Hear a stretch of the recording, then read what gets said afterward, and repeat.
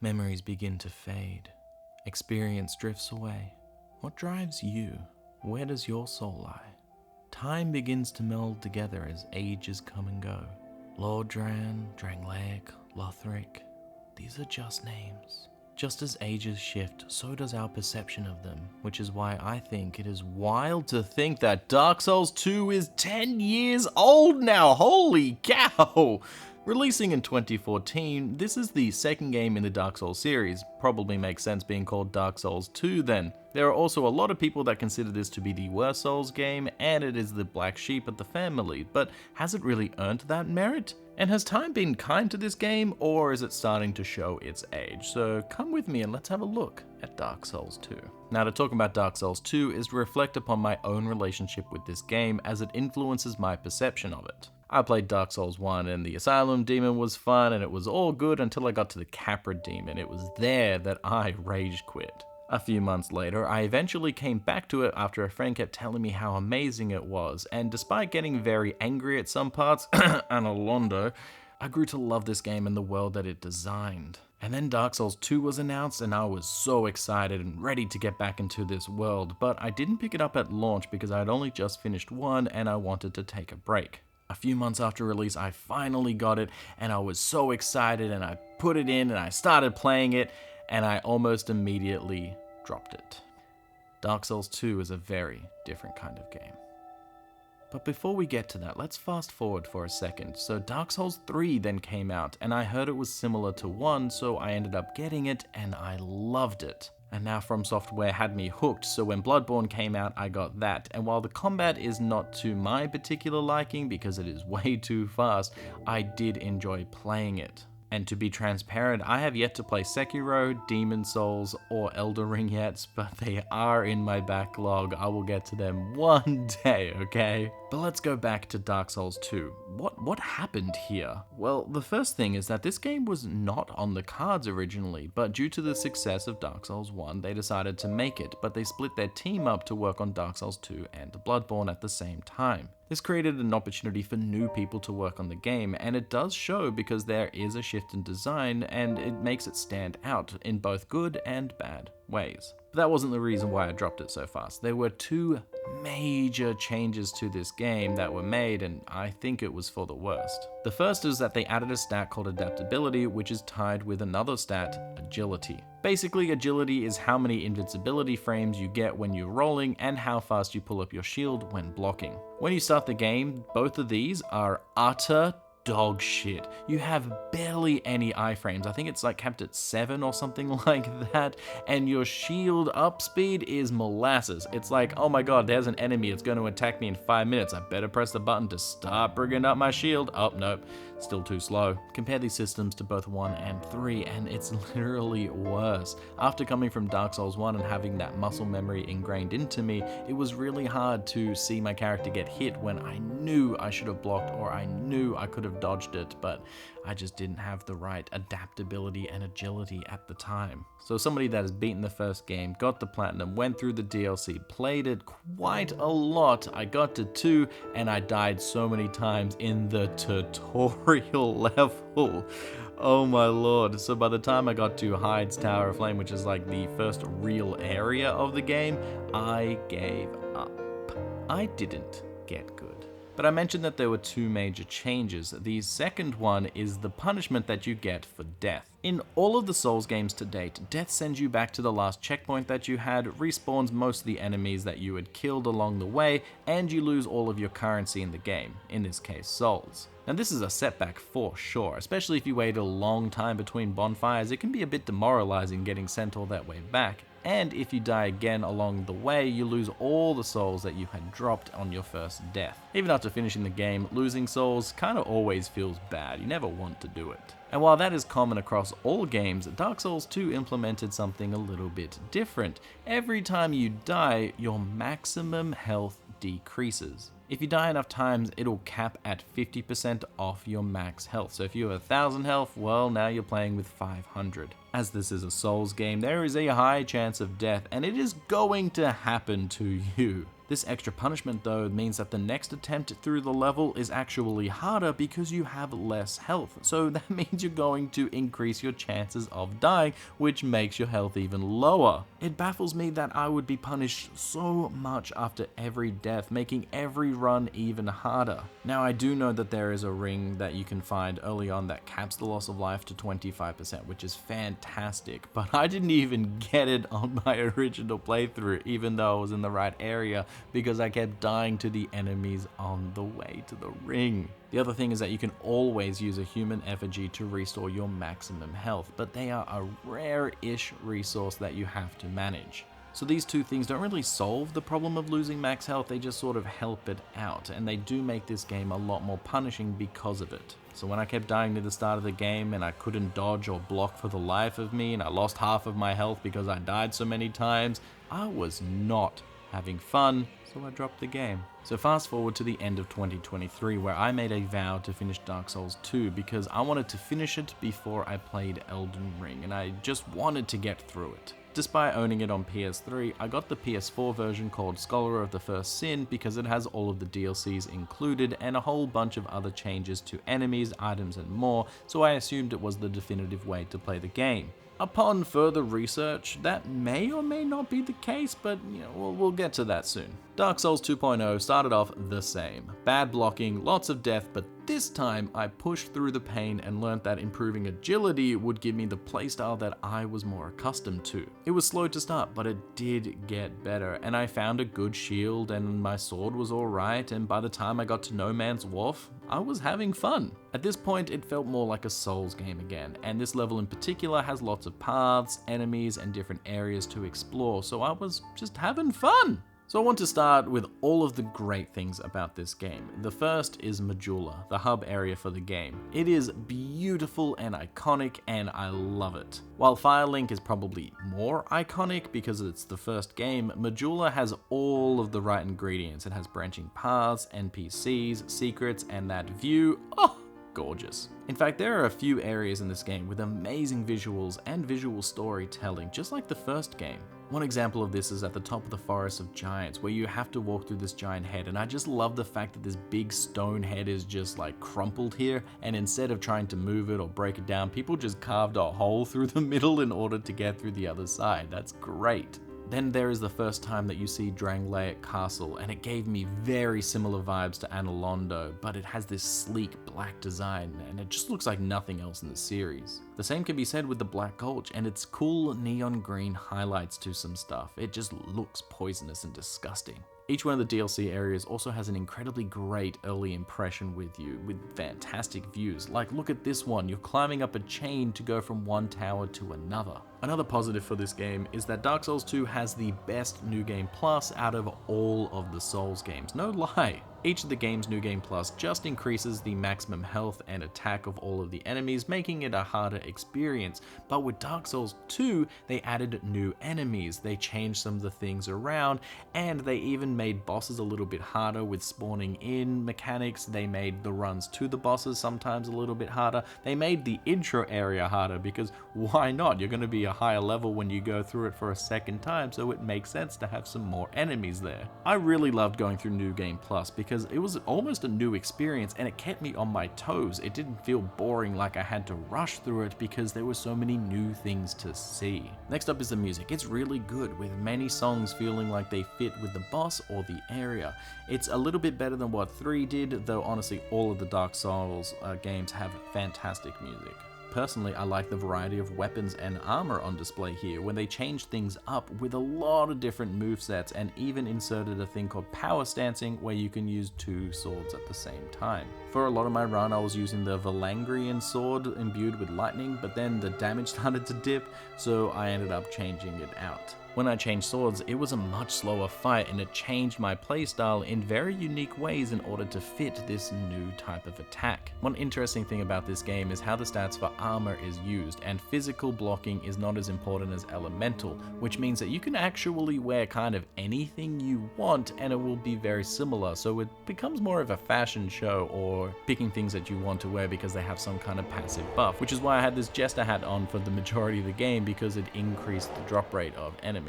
Lastly, some of the NPCs were really great, with the standout being Lytane. She was definitely my favorite character and probably the best written one in the entire game. Her story is all about becoming a hollow, losing your memories and yourself, and how scary that can be, and the story just plays on that fear and insecurity.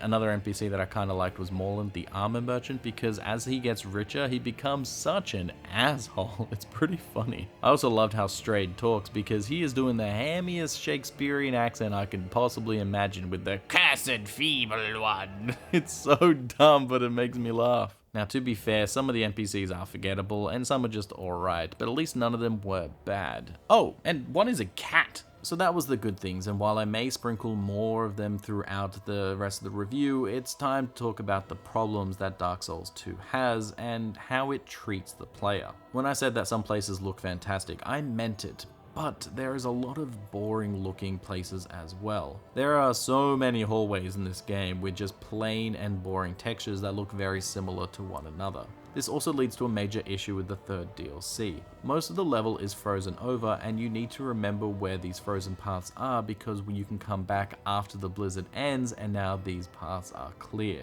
But with how samey all of the level looks, it is so difficult to remember what paths used to be blocked. Now, unlike Metroid that has a map or very cool architecture to signal an importance of a spot, this one just has ice near a door. How am I going to remember that? Overall, the level design is just such a huge step down from Dark Souls 1. Gone is the intricate nature of the levels, where they would wind around, have shortcuts, lead to other areas, you can see things off in the distance that you can go to, and it was just brilliantly made.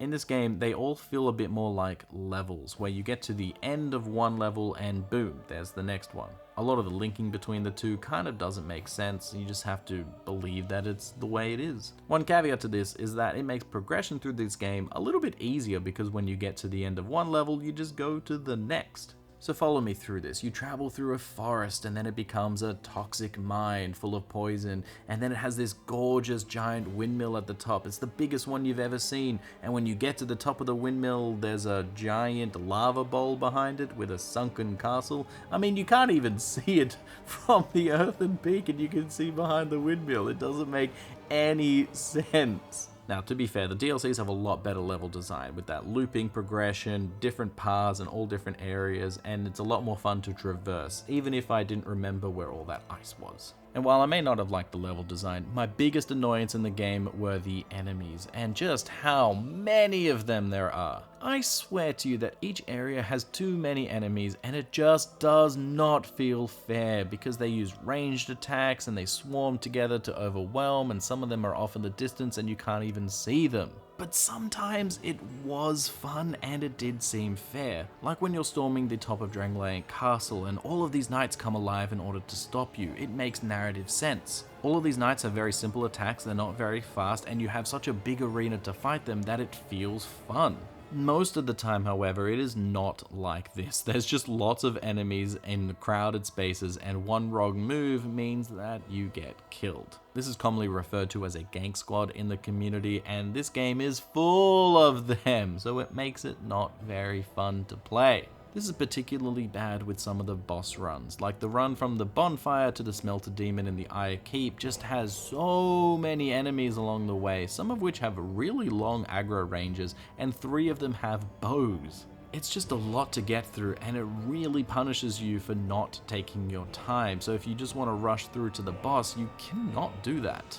The same thing can be said for the Shrine of Amano. There are so many magical projectiles coming at you, and it happens so often that running up to the spellcaster and killing them is no real accomplishment, because the next one in the line will just hit you. These guys are also surrounded by a lot of melee enemies as well, which makes this whole area a chore to go through. Or you could pull out a bow, I guess, and just take pot shots, which takes years if you want to try and kill everything. Which is what I personally had to do, which is boring. And I found myself using the bow strategy to get a little bit of extra hits on some of the enemies that were far away in order to kill them from afar, just to make the runs a little bit easier so I wouldn't be so surrounded. But the craziest part is that I learned after finishing the game that this is a Scholar of the First Sin problem. So remember when I said that there was a definitive way to play Dark Souls 2? Well, in most ways it is, but the new enemies and their placements here are just ridiculous. From watching others play it, it seems more fun than camping out and using a bow in order to help with a stupidly hard fight. And I'm not sure why they designed it this way, but it might be due to two things. One is the mentality that this is Dark Souls, so it should be hard, but I honestly think it's more about the despawn mechanic that they implemented into this game. So after you kill an enemy 12 times, they will despawn from the map until you use an item or join a specific covenant in order to bring them back. So if you just rest at a bonfire, then kill something, rest again, repeat 12 times, then they're gone. That makes the game super easy, right? But it is also a huge waste of time. No one is going to do that on purpose if they're not actually farming for something.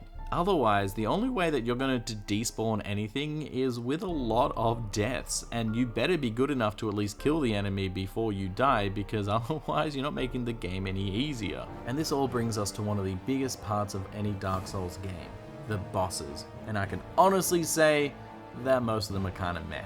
So without any guides, I honestly beat the majority of bosses first go. I'm just that good.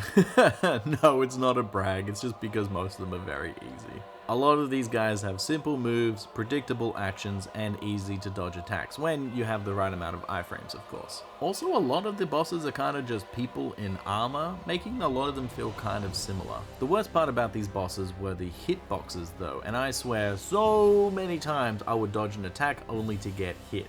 It is a common problem in this game where some of the boxes are a bit janky. So let's take a look at some of those bosses. I really like the design of many of them, like the Rotten with all of its corpses everywhere. It's disgustingly great. I also love the design of the Pursuer. It is really intimidating and scared me whenever I saw it because I thought, oh no, I'm going to die. I also love that you can fight this guy before his official boss fight. That's really cool.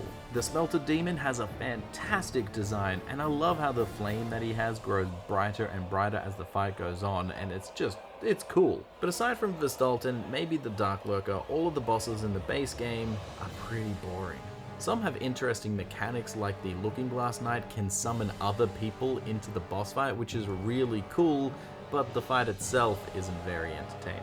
The DLC though did help with this, as many of the fights are a lot more fun, such as Fume Knight, Sir Alon, Ava, and the Burnt Iron King. And damn, that last boss fight has the coolest arena in any Dark Souls game in the entire series, hands down. Sometimes the bosses themselves would be alright, but the boss run, oh, that would be so bad! Everybody knows the infamous runs for the Blue Smelter Demon and Sir Alon, because they are the absolute worst. There are so many enemies along the way, and even a mage that casts a heavy on you in the Smelter Demon one, so you fat roll and you run and roll slower. Why? It is really painful, and it really turned me off both of these fights, because getting back to them is the absolute worst. If it wasn't for that boss run, I would say that Sir Alon would have been my favorite boss in the entire game, but he is tarnished because of that really crap run. I can say the same thing for the Dark Lurker, because the fight was fun. It's a cool looking boss, it has simple moves,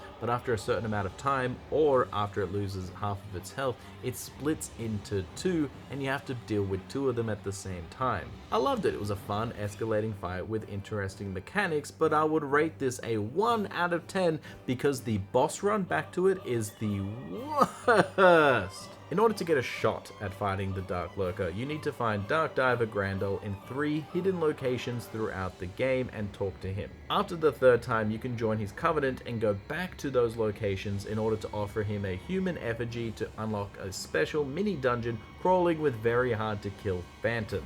If you finish all 3, when you go to leave, you actually go and fight the Dark Lurker. Well, what if you lose to it? Well, if you want another chance, you have to go back to one of those hidden locations, give another human effigy, run through the mini dungeon full of all of those really hard enemies in order to get another shot at the boss. It is such an obnoxious boss run, made worse by the fact that you have to offer human effigies every time you want to try and fight it, because these are a rare-ish resource. I went through like 20 or 30 of them in order to get through this Dark Lurker fight, and it wasn't because I died to the Dark Lurker every time. I died along the way so many times too. It was just so bad. Now, most people will complain about Sir Alon and the Blue Smelter Demon being the worst runs, and I get it, but to me, the Dark Lurker run is the worst one.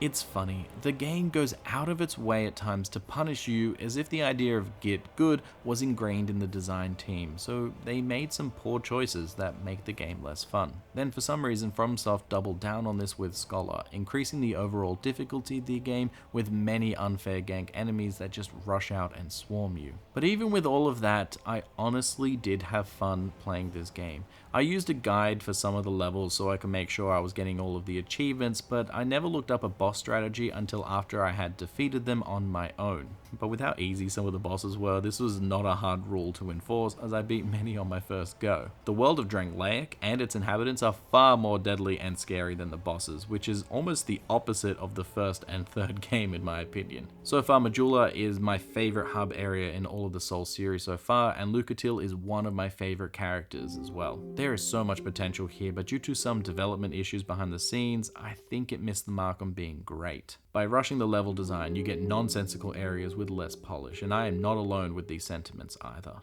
And while many people will label this as the worst Souls game, that doesn't actually make it a bad game. It's pretty fun, and some people even have this as one of their favorites, and I can see why. So, 10 years on.